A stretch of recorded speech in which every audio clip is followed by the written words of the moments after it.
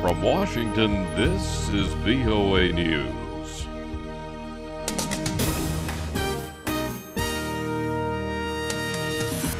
Coming up, Kiev officials say they won't let Russia have eastern Ukraine.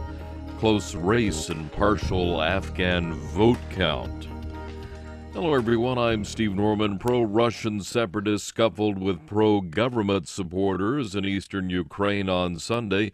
And in Kiev, Ukraine President Oleksandr Turchynov said they will launch a full-scale anti-terrorist operation against pro-Russian militias in eastern Ukraine. Кров пролилась на війні, яку проти України веде Російська Федерація. In a televised speech on Sunday, Mr. Chernanov vowed Kiev will not let Russia take over eastern Ukraine after its annexation of the Crimean Peninsula last month.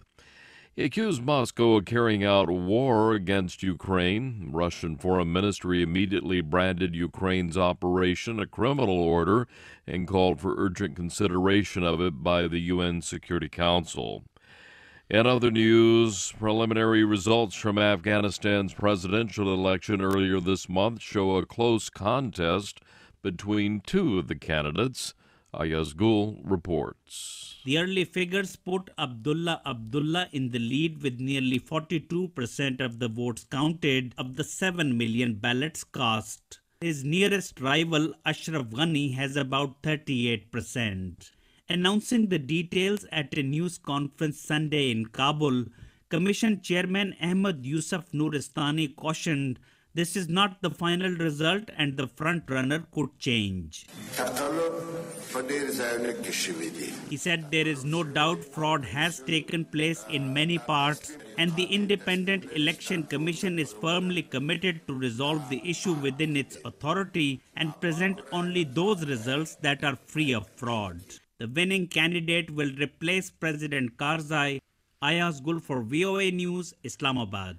Suicide car bomber in northern Iraq killed at least 7 people. The bomber drove his explosives-laden vehicle into a security checkpoint northwest of the city of Kirkuk on Sunday. No one has claimed responsibility. Sunday marked the beginning of what's known as Holy Week for many Christians. It was Palm Sunday, and Robert Berger attended festivities in Jerusalem.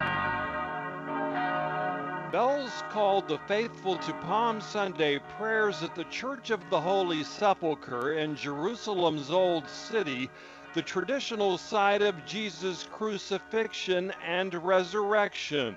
Palm Sunday marks Jesus' entry into Jerusalem on a donkey more than 2,000 years ago.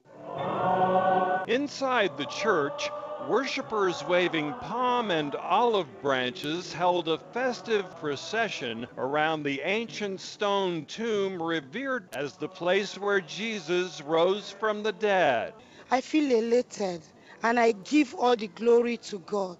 Jerusalem will host a flood of pilgrims this week as Easter week coincides with the Jewish feast of Passover, which begins at sundown on Monday. Robert Berger for VOA News in Jerusalem's Old City.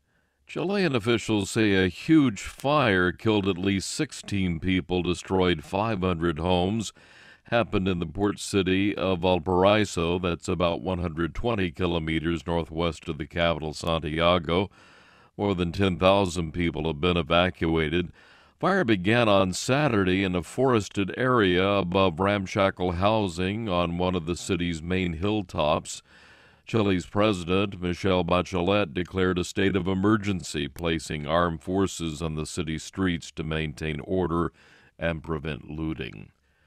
Voters in Guinea-Bissau stood in long lines on Sunday to pick a new president and parliament.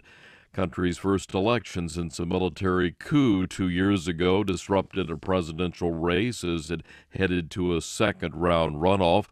There are 13 presidential candidates with no clear front-runner. Political analysts say they expect the vote to go to a second round. 15 parties are running for parliamentary seats. North Korea, for the first time, allowed foreign tourists to compete in an annual marathon through the streets of its capital, Pyongyang.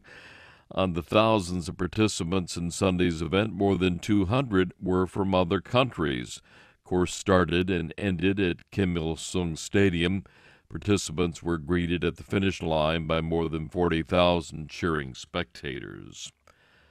Officials canceled a tsunami warning issued after a powerful earthquake struck early Sunday near the Solomon Islands in the Pacific Ocean. U.S. Geological Survey says the 7.6 magnitude quake hit about 100 kilometers south of Kira Kira in the Solomon Islands. Some strong waves hit island coast, but there were no reports of injuries or serious damage. For more on these stories and the rest of the day's news, check out our website. You can find us at voanews.com.